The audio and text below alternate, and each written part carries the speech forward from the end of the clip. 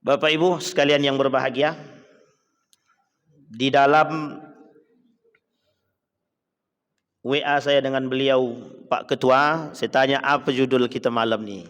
Judulnya adalah kepemimpinan dalam Islam. Begitu Ketua ya? Baik. Jadi kalau bicara kepemimpinan dalam Islam ni memang agak-agak gimana gitu. Ini urusannya politik dalam Islam. Bapak Ibu, dalam sejarah kita tak boleh lupakan sejarah. Saya ingin lihatkan kepada Bapak Ibu, saya bentangkan sejarah, nilai sendirilah. Kita mulai dari sejarah baginda Nabi Muhammad sallallahu alaihi wasallam. Yang saya ambil bukan persoalan hidup Nabi, bukan. Tapi yang kita lihat, Nabi dalam urusan kepemimpinan itu contoh paling ideal, selesai. Tidak ada lagi yang lain. Karena kalau Nabi tidak dicontoh, siapa yang mau dicontoh? Itu satu tanda. Jadi Nabi adalah contoh kepemimpinan yang paling baik. Tidak ada lagi contoh yang lain. Apa karakter yang dimiliki oleh Nabi? Setidaknya ada 4. Satu, Nabi jujur. Yang kedua, Nabi amanah. Yang ketiga, Nabi mesti cerdas. Dan Nabi mesti pandai berkomunikasi. Dalam menyampaikan sesuatu, Nabi punya seni. Kita lihat karakter hadis Nabi. Nabi bicara dengan yang tua, Nabi hormat. Nabi bicara dengan yang sama, ya Aba Bakrin, dia panggil nama untuk menunjukkan keakraban. Nabi bicara dengan pemuda, ya Ghulam, hei anak muda, kata Nabi. Tapi kalau Nabi bicara dengan anak yang kecil, ya Bunayya, hei anakku, kata Nabi. Ini karakter komunikasi Nabi dengan siapapun. Tapi bagaimana karakter Nabi berkomunikasi dengan musuh? Kata Nabi, kalian ikut sembah Tuhan kami, kalau tidak kami perangi. Selesai. Coba bayangkan, Nabi berkomunikasi dengan musuh. Kata Nabi, kalian, ini ada surat, sembahlah Tuhan yang satu. Kalau tidak, kalian betul-betul dalam kejahiliahan, dalam kesesatan. Nabi mengajaknya begitu dia. Ini urusan akidah. Urusan akidah tidak boleh tumpang tindih. Besok kita sembah Tuhan kalian. Hari ini kalian sembah Tuhan kami, tak ada nego. Nabi Muhammad tidak punya nego dalam urusan akidah. Tidak pernah. Sekalipun dengan musuh. Umar bin Khattab, Abu Bakrin Siddiq. Justru Abu Bakar tidak pakai dia negosiasi. Nego-nego tidak pakai. Tapi tidak lama, 2 tahun. Kepemimpinan Abu Bakar itu 2 tahun lebih sedikit. Karakteristik kepemimpinan Nabi itu tidak ada namanya negosiasi dalam urusan akidah, sekalipun bersama dengan musuh. Ketika dalam penaklukan kota Mekah, di atas perbatasan Mekah itu, di sekeliling perbatasan kota Mekah itu, di atas bukit-bukit itu nampak tuh Masjidil Haram itu. Apa kata Nabi? Kita mau ke sana kepada para sahabat. Kita mau taklukkan itu. Itu semua orang yang berada di Mekah melihat ke arah Nabi dengan para sahabat, langsung gemetaran itu. Abu Sufyan yang datang mewakili. Apa kata Abu Sufyan? Aku masuk Islam. Tapi jangan dijarah. Jangan dijarah. Apa yang jangan dijarah? Harta kepemilikanku jangan. Nabi kata kami tak butuh harta. Akhirnya Abu Sufyan di situ menyatakan keislamannya. Masuk Islam dia, Abu Sufyan itu. Abu Sufyan itu pernah mengintip Nabi bersama Abu Jahal dan kawannya. Dan Abu Jahal pernah katakan kebenaran Islam. Cuma Abu Jahal tak mau masuk Islam. Abu Jahal mengakui kebenaran Islam. Cuma Abu Jahal gengsi masuk Islam. Nah, nanti kita lihatin karakter-karakter yang saya sampaikan ini. Dalam kepemimpinan manusia yang kelak, kata Nabi. Baik. Nabi dalam gaya kepemimpinannya ada satu hal yang harus diambil dari karakteristik Nabi. Adil. Hukman wa adalan. Nabi bijaksana dan adil. Sekarang kalau kita kembalikan ke karakter jahiliyah, itu yang sekarang jauh lebih jahiliyah daripada yang jahiliyah dahulu itu. Kalau jahiliyah dulu nggak ngerti Islam, nggak tahu dia keadilan dan kebijaksanaan itu nggak ada bagi orang jahiliyah dulu. Baca karakternya jahiliyah, ada 19 karakter jahiliyah itu. Bagi orang jahiliyah dulu, yang kaya itu yang berkuasa. Maka kata Nabi, ada 6 penyakit yang menjangkit pada penyakit umatku kelak di akhir zaman. Gitu. Kata Nabi, salah satunya adalah orang yang suka menumpuk harta. Mesti konotasinya adalah itu negatif. Halal haram itu tidak jelas. Ya karena memang pada masanya tidak ada hukum halal haram pada masanya. Yang boleh berbuat yang kaya dan yang berkuasa. Dan pemimpin yang boleh jadi pemimpin harus punya harta, bukan karena kebijaksanaan. Kedatangan Abdul Muthalib dan generasinya itu merubah karakter suasana budaya pada masanya. Coba bayangkan. Jadi kebijaksanaannya Abdul Muthalib itu, kedatangan Abdul Muthalib itu merubah suasana budaya ketika itu. Apa budayanya? Budaya menjadi seorang pemimpin harus orang kaya. Tapi ketika itu Abdul Muthalib bukan orang kaya, justru dianggap budak. Makanya namanya Abdul Muthalib itu bukan nama asli, tapi budaknya Muthalib. Muthalib itu paman kontannya sendiri, adik daripada bapaknya. Bapaknya meninggal, anak ini dibawa oleh Muthalib ke Mekah, sampai masuk gerbang Mekah, apa kata pemimpin Quraisy pada yang lain itu? Ini dia budaknya Muthalib yang baru dibawa itu. Kata Abdul Muthalib, kata Muthalib, ini bukan budak, ini keponakan kontan saya. Di dalam sirah ada. Di dalam kitab Ar-Rahiq Al-Makhtub, karangan Syekh Sofiyur Rahman Al-Mubarakpuri, atau bisa di dalam kitab Ibnu Ishaq atau Ibnu Hisham. Akhirnya apa yang terjadi? Kedatangan Abdul Muthalib merubah semua karakteristik sampai pada masa baginda Nabi Muhammad SAW. Apa maksudnya? Anak-anak daripada Abdul Muthalib atau Abdul Muthalib menghasilkan generasi-generasi yang beradab, generasi-generasi yang berakhlak. Ketika Abdul Muthalib menemukan sumur Zam-Zam yang hilang 200 tahun sebelumnya, akhirnya anaknya Al-Haris yang ikut. Diajarkanlah sama Abdul Muthalib. Pokoknya anak-anaknya Abdul Muthalib ini pinter-pinter, baik-baik, cerdas-cerdas dan beradab dan berakhlak. Meskipun waktu itu agamanya belum ada, bukan beragama Islam. Sehingga Abdullah punya anak namanya Nabi Muhammad sallallahu alaihi wasallam.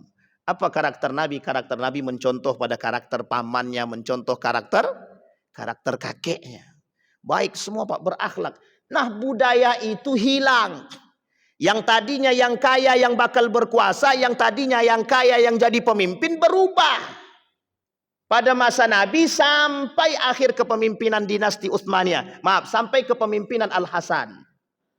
Itu sistem kepemimpinan semuanya berdasarkan musyawarah. Siapa yang paling warak dan bijaksana, dia bakal jadi pemimpin. Termasuk salah satunya yang Umar bin Khattab tidak pernah bermimpi untuk menjadi seorang pemimpin, justru bisa jadi seorang pemimpin.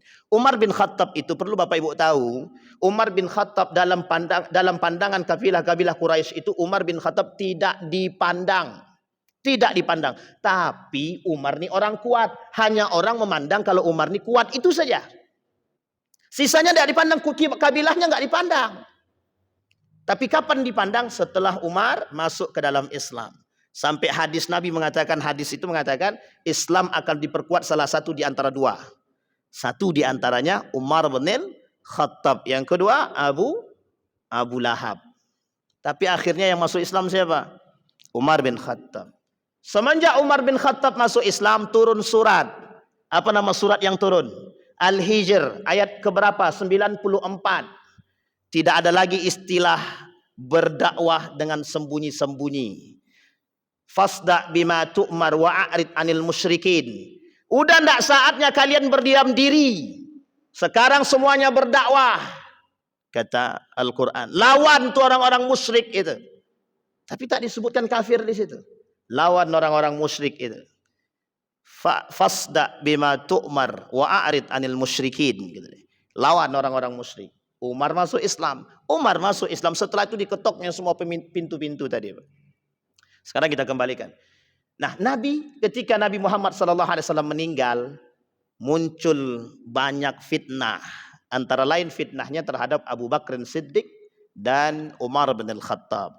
Atas pengambil alihan kepemimpinan yang disebut dengan cara yang brutal atau yang disebut dengan rakus kekuasaan. Siapa yang mempopulerkan bahasa ini? Kelompok Syiah yang menginginkan Ali bin Abi Thalib menjadi pemimpin. Sudah digambarkan oleh para ulama dan dijelaskan dalam berbagai macam kitab tentang mengapa Abu Bakar. Dan Abu Bakar tidak pernah menyorongkan diri dia menjadi seorang pemimpin, melainkan permintaan daripada Umar bin Al-Khattab. Oleh Umar, hanya Abu Bakar yang sangat mirip dengan Rasulullah, tidak ada yang lain. Tidak ada sifat Rasulullah, tidak ada satupun yang tidak dilakukan oleh Abu Bakar daripada Rasulullah itu sendiri. Maka kata Umar bin Khattab, yang mirip dengan Rasulullah itu cuma satu, Abu Bakar. Tidak ada satupun yang protes, Pak. Ini awal mula politik dalam Islam. Politiknya, sistem politik yang dibangun musyawarah. Ini yang disebut dengan demokrasi yang baik. Demokrasi yang baik itu yang begini. Dan itu Allah sebutkan dalam Quran, ada suratnya namanya Asy-Syura. Itu artinya musyawarah. Berserikatlah, bermusyawarahlah. Silakan bermusyawarah. Baik. Nabi wafat. Politik pertama terbangun di Thaqifah Bani Sa'idah. Ini punya cerita sendiri, Pak. Saya tak sampaikan itu. Panjang ceritanya, Pak. Singkat cerita, naik Abu Bakar Siddiq. Dalam masa kepemimpinan Abu Bakar 2 tahun yang diperangi oleh Abu Bakar. Abu Bakar adalah pemimpin yang tegas, tidak pandang bulu. Satu, Abu Bakar ini tak pandang bulu sama sekali. Dia tak pandang siapapun. Kata Umar bin Khattab, ya Abu Bakrin, kita harus mengumpulkan Al-Quran. Kata Abu Bakar, Rasul tidak pernah buat, aku tak akan buat. Ini menunjukkan ketegasan Abu Bakar bahwa Umar bin Khattab, sekelas Umar bin Khattab yang keras pun bisa dilawan. Tapi kemudian dilembutkan oleh para sahabat yang lain. Jadi lembut dia, setelah lembut baru diterima pengumpulan Al-Quran. Apa bentuk kekerasan? Bukan kekerasan, ketegasan yang dimiliki oleh Abu Bakar. Semua yang murtad perangi, yang tidak bayar zakat perangi, yang nabi-nabi palsu perangi. 3 program besar daripada Abu Bakar sebelum dia wafat adalah yang 3 tadi. Orang murtad, yang tidak bayar zakat, kemudian nabi palsu. Dihabisin semua. Islam menang. Tak lama kemudian Abu Bakar Siddiq meninggal dunia. Naik siapa? Masih disepakati oleh Muslim Muhajirin wal Ansar atas naiknya Umar bin Al-Khattab melalui pemilihan berdasarkan sahabat-sahabat Nabi yang masih hidup. Satu di antaranya Abu Musa Al-Asy'ari. Termasuk sahabat Nabi yang masih hidup, Ibnu Umar, anak daripada Umar bin Khattab. Anak daripada Umar tidak memilih bapak dia untuk menjadi pemimpin. Nanti begitu juga sebaliknya, Pak. Ini karakteristik nih. Nanti kita lihat, Pak, karakteristik pemimpin seperti mereka ini apa. Saya pernah ceritakan, Pak, dulu ada seorang Profesor Dr. Yunahar Ilyas pernah bercerita sama saya secara langsung. Ridwan, dia cerita sama saya. Dulu, gitu deh, kami pernah menyarankan kepada para anggota dewan yang duduk di atas sonono. Apa kata dia? Belilah buku Umar bin Khattab, pelajari dan baca. Kalau semua para anggota dewan mau mempelajari karakter-karakter Umar bin Khattab, selesai urusan negeri ini selesai, kata dia. Cuma apa kata anggota dewan itu? Begini aja, Prof, kata dia. Prof yang belikan lewat Muhammadiyah, nanti kasih ke kami, gitu. Masa cuman beli buku aja nggak sanggup, minta belikan sama Muhammadiyah. Untuk beli buku saja anggota dewan minta sama Muhammadiyah. Padahal tinggal keluarkan anggaran beli buku selesai. Berapalah harga bukunya? Paling 200.000, Pak. Setebal ini buku Umar bin Khattab itu. Tapi tidak mau. Karena memang tak mau membaca buku tersebut. Dengan alasan kami tidak punya waktu untuk membaca. Tapi coba bayangkan, kalau memang mereka mau membaca, bayangkan. Setidak dari setebal buku ini ada 1 lembar yang terserap dalam diri mereka. Paling tidak. Tapi tidak mau. Umar bin Khattab. Kita kembalikan Umar bin Khattab. Nah sekarang Umar bin Khattab ini manusia yang paling tegas. Paling tegas. Gaya kepemimpinan 3-4 khalifah ini sudah digambarkan di muka bumi ini. Nah, nanti tergambar dalam kepemimpinan khilafah-khilafah Islam setelah Al-Hasan. Umar bin Khattab 10 tahun. 10 tahun. Di masa kepemimpinan Umar bin Khattab, ekspansi yang lebih banyak dikerjakan. Yang dilakukan adalah ekspansi, termasuk salah satunya yang fenomenal adalah penaklukan kota Syam, Yerusalem. Yerusalem yang berada masuk dalam lingkaran Syam. Waktu itu Damaskus. Oke Bapak Ibu ya? Baik. Nanti kita lihat gambaran kepemimpinan. Sebelum wafat Umar bin Khattab, kata Utsman kepada para sahabat Nabi, bermusyawarahlah. Carilah pemimpin selain untuk menggantikan diriku, kata Umar bin Khattab. Kata para sahabat ini disepakati nih, kami minta anaknya Umar saja. Kami tahu betul siapa Ibnu Umar itu. Tahu persis. Kelak Ibnu Umar ini tidak bersepakat dengan Muawiyah ibn Abi Sufyan. Bapak Ibu, apa yang dilakukan oleh Umar bin Khattab? Kata Umar, cukup saya yang dapat fitnah dan saya yang mendapatkan cobaan yang besar ini. Dan jangan sampai lagi cobaan itu masuk ke dalam keluarga Umar. Terakhir Pak, Umar tidak mau lagi. Cukup dia yang mengalami. Umar bin Khattab dibunuh oleh seorang pemuda yang sebagian ulama berbeda pendapat. Ada yang mengatakan Muslim Khawarij, ada yang mengatakan dia bukan Muslim tapi lebih pada kafir atau musyrik, Abu Lu'lu'ah. Dianggap ini gembong pertama yang melakukan kerusakan dari sisi orang-orang yang bahasa lainnya mata-mata orang-orang kafir lah ketika itu. Yang membunuh daripada, ada yang mengatakan dia Yahudi dan lain sebagainya. Apa karakteristik daripada Umar bin Khattab? Satu, tegas. Yang kedua, Umar orang yang paling berpegang teguh pada nilai agama. Sangat berpegang teguh dengan nilai agama. Ini yang paling penting nih Pak, yang kita tanamkan. Abu Bakar, Umar bin Khattab, kemudian pada masa Utsman, masuk Utsman bin Affan. Ini awal mula fitnah terjadi di muka bumi ini Pak. Awal mula fitnah terjadi di masa Utsman ibn Affan setelah wafatnya Ali Abu Bakar Siddiq. Kata Nabi dalam hadisnya, kalian tahu siapa yang disebut dengan bab dalam hadis tersebut? Kata Hudzaifah ibn Yaman, huwa Umar bin Al-Khattab. Jadi Pak, ada satu hadis kata Nabi, dalam hadis tersebut mengatakan ada pintu. Pintu ini kalau terbuka semua fitnah mengalir. Itu siapa pintu tersebut? Umar bin Khattab. Wafat Umar semua fitnah keluar. Siapa orang pertama yang merasakan fitnah itu? Utsman ibn Affan. Apa fitnahnya? Fitnah itu sama seperti sekarang. Nepotisme. Nepotisme, korupsi, ketidakadilan, pemalsuan Al-Quran. Tuduhan ini kepada Utsman bin Affan semua. Utsman mengganti gubernur-gubernur dengan keluarganya, dianggap nepotisme yang tidak benar. Padahal tak seperti itu ceritanya. Utsman bin Affan meninggal dalam keadaan memegang Al-Quran di dadanya. Dilakukan dengan model demonstrasi. Awal sebab demonstrasi sebagian ulama mengharamkan. Kenapa tidak boleh demo? Oleh sebagian ulama mengatakan tidak boleh. Karena banyak kerusakan. Tapi sebagian ulama yang lain membolehkan. Dengan catatan dan bersyarat. Ini bukan lagi sedang mengkritiki kasus-kasus demonstrasi sekarang ya. Tapi perlu ditinjau dalam Islam. Bagaimana model demonstrasi, bagaimana hukum demo dalam Islam itu? Ada Pak. Bukan tidak ada.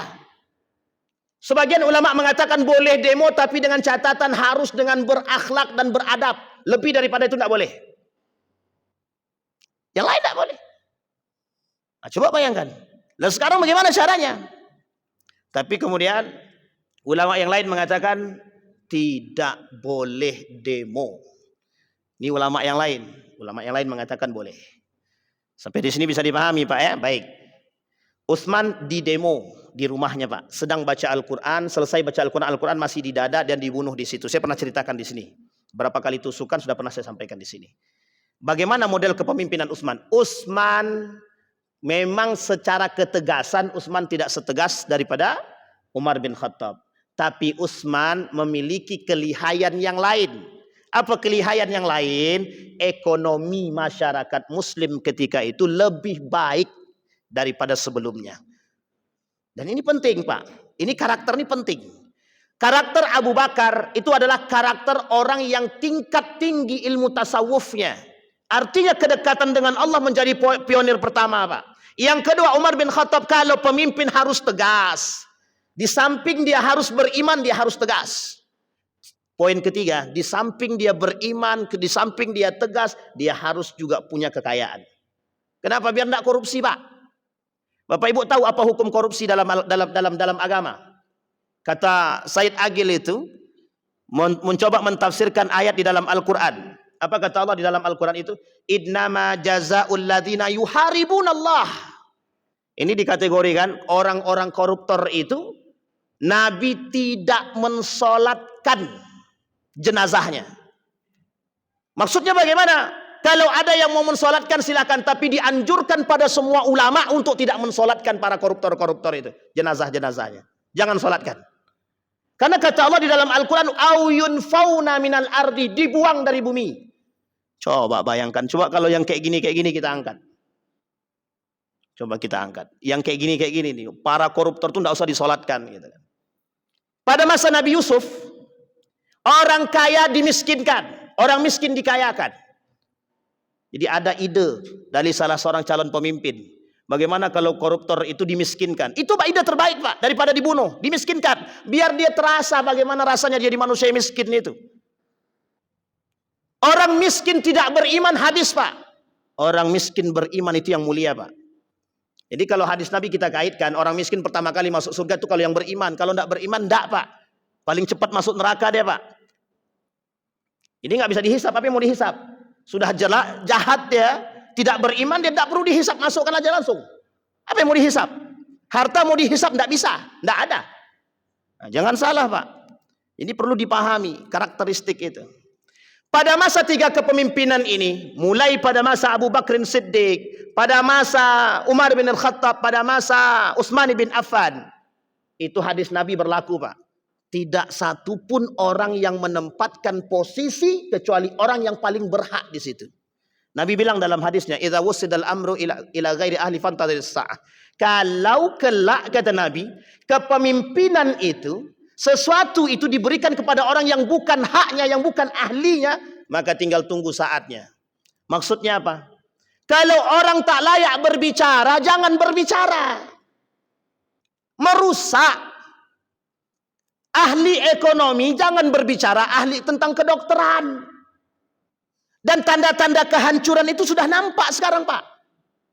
Tinggal kita umat muslim ini sadar apa tidak dengan tanda-tanda itu. Bagaimana kita mau sadar kita nggak tahu tandanya Pak. Umat muslim harus cerdas, harus pintar. Di dalam Al-Quran dan hadis Nabi ada tanda dan karakter kehancuran satu negeri. Disebabkan oleh siapa? Yang pertama disebabkan oleh pemimpin yang zalim. Yang kedua, jika pemimpin kata Ibnu Khaldun sudah mengambil pajak dari rakyat, awal kehancuran satu negeri. Coba, itu Ibnu Khaldun bukan saya yang ngomong. Kata Umar bin Khattab, kalau pemimpinnya memperkaya diri, salah satu tanda kehancuran satu negeri. Coba, Pak. Itu yang ngomong Umar bin Khattab, bukan saya. Ibnu Khaldun boleh dibuka dalam kitabnya Al-Muqaddimah yang tebal banget itu. Baca di situ, Pak. Itu filsafatnya banyak Pak, bagus filsafat sosialnya itu. Kita baca, kita perlu Pak, biar kita tahu. Maka para pemimpin-pemimpin hari ini, kalau sebagian ulama bilang, mengapa pemimpin itu kok banyak yang melakukan kemaksiatan? Kata para ulama, sebagian cerminan rakyatnya Pak. Kok bisa begitu Pak, cerminan rakyatnya? Kata sebagian begitu. Apa maksudnya cerminan rakyatnya? Ya rakyat yang memilih kok. Kalian menentang korupsi, kalian menentang suap, tapi ketika pemimpin itu yang maju, dia main suap, kalian terima karena kalian suka. Coba bayangkan, ini karakteristik Pak. Jadi jangan salahkan. Sekarang tidak ada yang bisa kita salahkan Pak. Siapapun tidak bisa kita salahkan. Siapa yang memilih para anggota dewan duduk di sana? Kita Pak. Sekarang kita yang sakit hati dengan mereka, dengan lisan mereka, dengan perbuatan mereka, kita yang sakit hati. Dampak siapa? Kita yang buat Pak. Artinya apa? Sekarang ini kita harus mencoba mengembalikan itu. Kalau kita umat muslim ini tidak gotong royong mengembalikan nilai Islam, selesai urusan kita Pak. Ya kita tanggung sendiri. Sampai di sini bisa dipahami Pak ya. Baik. Nah, sila.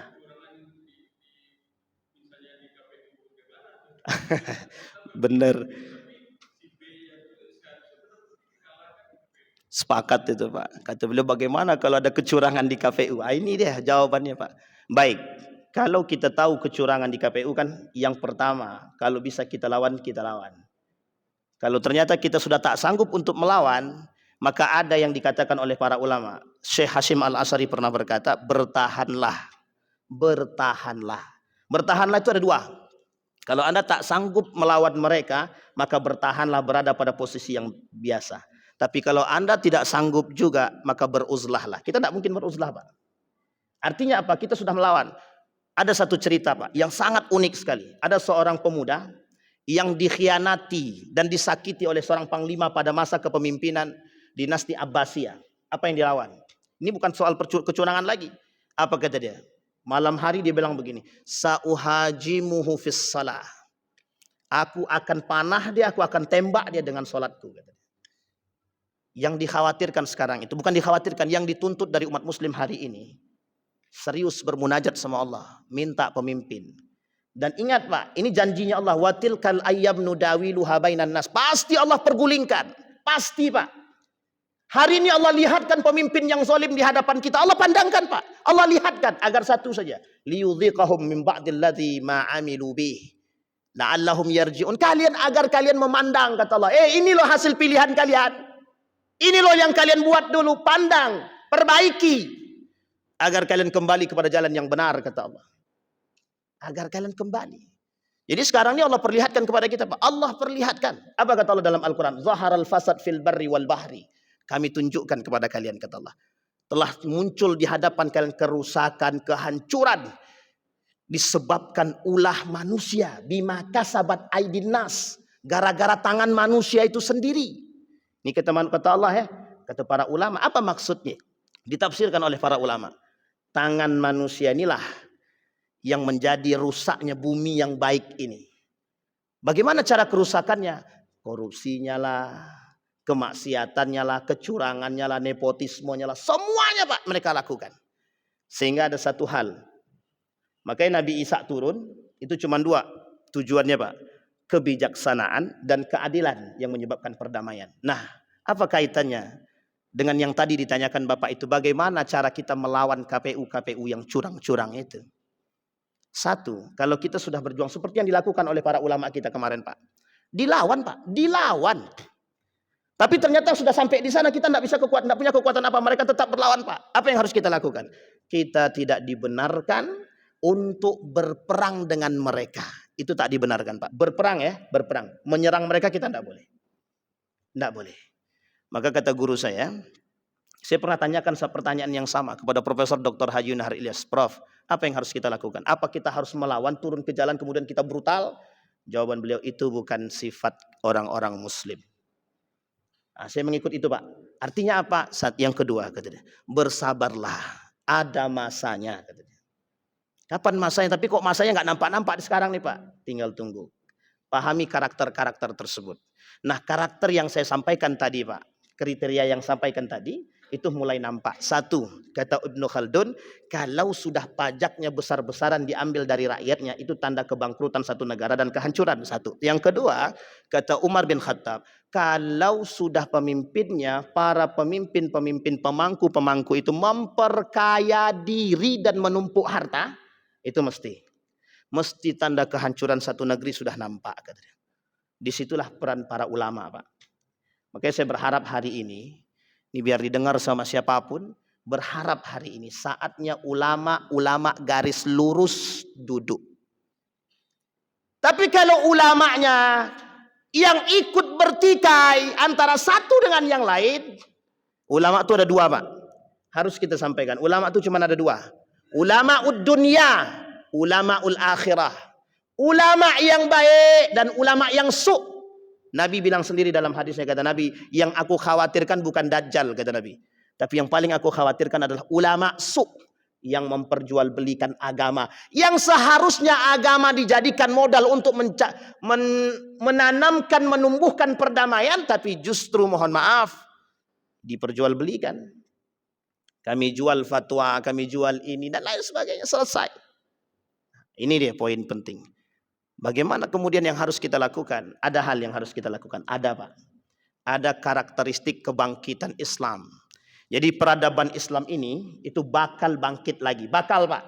Karena itu sudah janjinya Allah untuk membangkitkan kembali peradaban Islam itu. Keadilan itu bakal terjadi Pak. Pada dua masa. Imam Mahdi dan Isa alaihissalam. Pertanyaannya, kita mau nunggu Imam Mahdi atau kita mau nunggu Isa? Jadi ada dua Pak. Imam Mahdi, kemudian setelah Imam Mahdi muncul kemudian Isa alaihissalam dalam 10 tanda kiamat besar. Sekarang kita lihat Pak, kita lihat Apakah mungkin Allah mempergulirkan kemenangan kepada umat muslim? Mungkin, Pak. Mungkin sangat. Karakteristiknya bagaimana? Satu. Kembalikan identitas muslim itu sendiri. Seperti yang pernah terjadi di Turki. Erdogan, Fethullah Gulen mengembalikan nilai-nilai keislaman. Itu yang pertama. Maka politik yang dibangun oleh Erdogan ketika itu politik identitas. Bukan ras, tapi agama. Yang menjadi sumber utama dikembalikan kepada dia. Jadikan agama. Maka kemudian itu diperkuat, Pak. Sama, Pak, Salahuddin Al-Ayyubi. Apa yang diperkuat oleh Salahuddin Al-Ayyubi sehingga muncul yang disebut dengan dinasti Ayyubiyah. Yang dilakukan oleh Salahuddin Al-Ayyubi. Umat muslim wajib berpegang teguh dengan nilai agama. Jika pengen menang. Kalau enggak bisa. Modal utamanya di situ. Modal utamanya, Pak. Kemudian yang kedua, hidupkan kajian-kajian keilmuan. Cara untuk mempersatu. Mempererat antara satu dengan yang lain. Nah, yang menjadi masalah sekarang ini adalah kita sedang mempersatukan, ada pula mohon maaf iblis-iblis yang masuk menghasut. Cerai-berai mereka, cerai-beraikan mereka, kata dia. Ini masalah kita, Pak, sekarang. Maka kita harus bersatu, Pak. Nah, jadi sulitnya adalah ketika kita mencoba membangun persaudaraan, ada manusia-manusia yang terprovokasi. Nah, ini karakter yang paling berat di akhir zaman, Pak. Dan yang paling besok pertama kali masuk neraka nih, ini provokator ini. Ini saya harapkan kepada kita semua, Bapak Ibu, berhati-hatilah dengan media, berhati-hatilah dengan siapapun yang membisikkan kita. Mohon maaf, Pak, karena yang kadang-kadang membisikkan kita nih ada maunya, Pak. Dan banyak masyarakat kita yang terprovokasi dengan hal tersebut. Dampaknya negatif. Apa negatif dampaknya? Kerusakan. Dampaknya apa? Fitnah. Dampaknya apa? Kehancuran. Dampaknya apa? Menghinakan satu dengan yang lain. Ini poin penting, Pak. Baik. Sampai di sini bisa dipahami, Pak, ya? Baik, kita masuk. Itu baru Utsman bin Affan. Ini belum masuk dengan karakter kepemimpinan ideal, ya. Sekarang kita masuk, Pak. Utsman orang kaya. Kaya dulu dia, Pak. Nah, yang terakhir, Pak, yang terakhir. Ali bin Abi Thalib. Ini, Pak, yang dimiliki oleh Ali, yang tidak dimiliki oleh 3 khalifah sebelumnya. Ini dia. Apa bahasa Ali itu? Ali itu disebut dengan apa? Anna madinatal ilmi huwa aliyu babuha. Ali itu, Pak, pintu ilmunya, Pak. Sekarang pertanyaan saya adalah, kita gabung. Bagaimana cara kita menggabung keempat ini? Yang pertama, akidahnya harus kuat, imannya harus kencang. Karakter seorang pemimpin, iman harus kuat dulu. Yang kedua, harus punya ketegasan, atau bahasa lainnya leadershipnya bagus. Mohon maaf, Pak, mohon maaf. Kenapa perempuan, mohon maaf ya ibu, jangan tersinggung. Kenapa perempuan tidak boleh jadi pemimpin? Karena perempuan pakai ini, Pak. Pakai hati. Pakai hati. Nanti kalau dibahasakan, kasihan Bu, anak kami belum makan begini. Jadi tegas itu penting, Pak. Penting banget. Nabi tak pernah pandang bulu. Tidak pernah, Pak. Umar bin Khattab tak pengen anaknya, Pak, jadi pemimpin. Tidak mau dia. Nanti lihat karakter Yazid bin Muawiyah. Dan Muawiyah, orang yang pertama yang melanggar janji dalam sistem kepemimpinan itu pada masa Muawiyah. Apa kata Muawiyah? Yang pantas jadi pemimpin anakku, Yazid bin Muawiyah. Padahal musyawarahnya tidak begitu, Pak. Musyawarahnya, kata Al-Hasan, kalau nanti aku mati dan engkau sudah habis masa kepemimpinan, wahai Muawiyah, kembalikan kepada musyawarah. Sahabat Nabi masih ada yang hidup.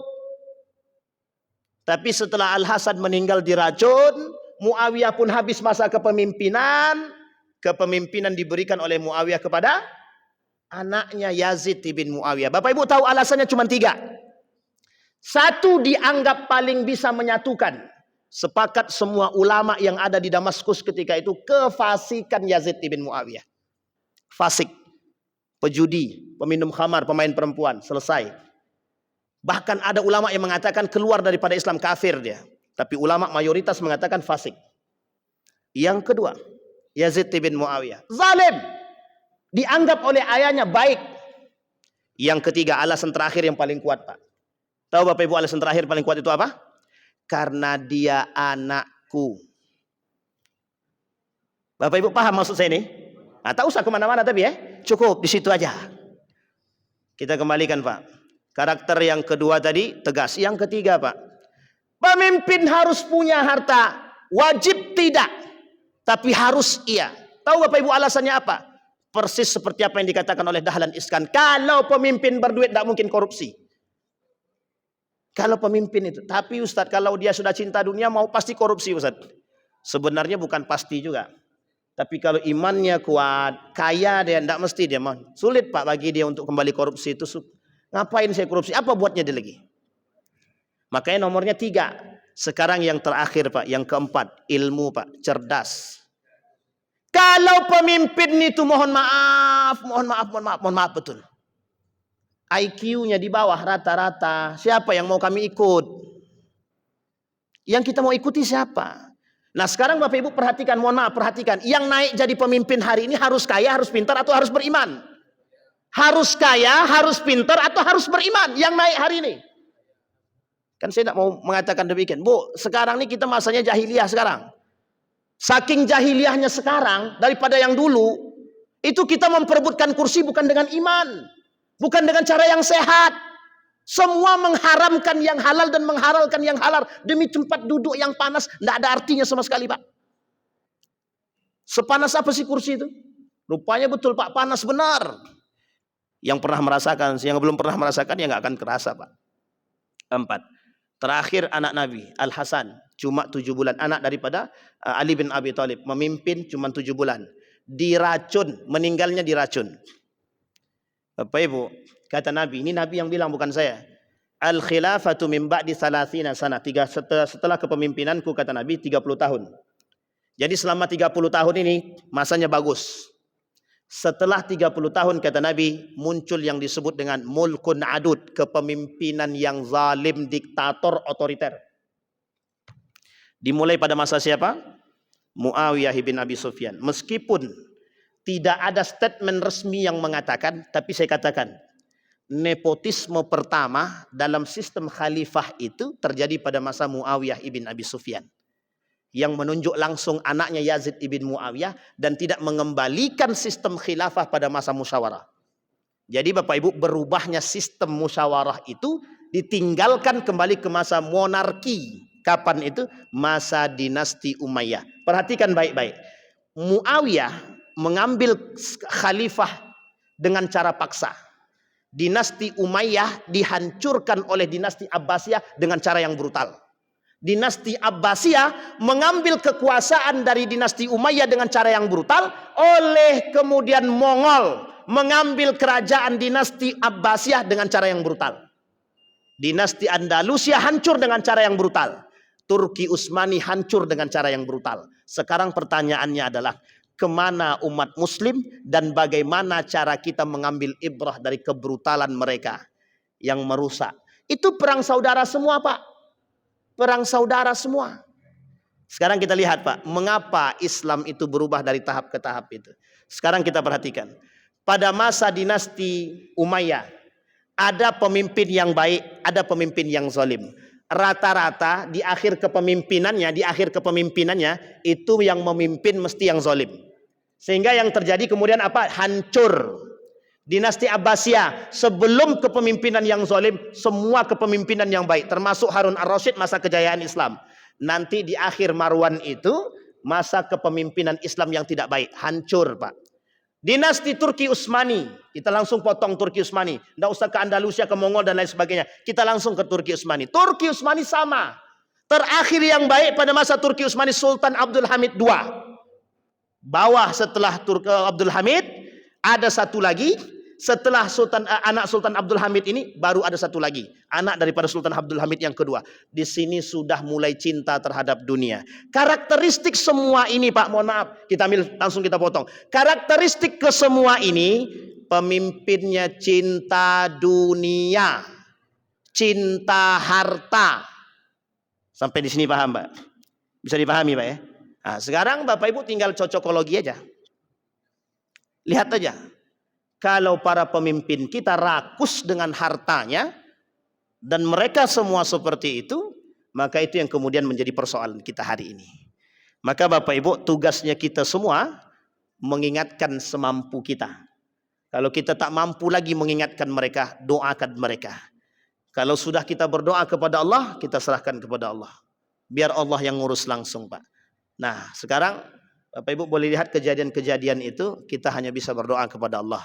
Kita berharap dari kejadian-kejadian seperti ini, para anggota dewan bisa berfikir dengan cerdas dan jernih melalui hati dan ilmu dan iman mereka. Agar bisa melihat keadaan. Faktor lisan merusak semuanya. Lisan tok, tapi merusak semuanya. Tapi ingat dampak perbuatan tersebut. Yang merasakan siapa? Semuanya, Pak. Semuanya. Dan kita bisa apa? Tidak bisa apa-apa. Nah, ini poin penting. Maka karakteristik pemimpin yang baik itu menurut Islam dirujuk kepada 4 khalifah kita tadi. 1, Abu Bakar, orang yang sangat tinggi keimanannya. Yang kedua, Umar bin Khattab yang tinggi ketegasannya. Yang ketiga, Utsman bin Affan yang memiliki kekayaan.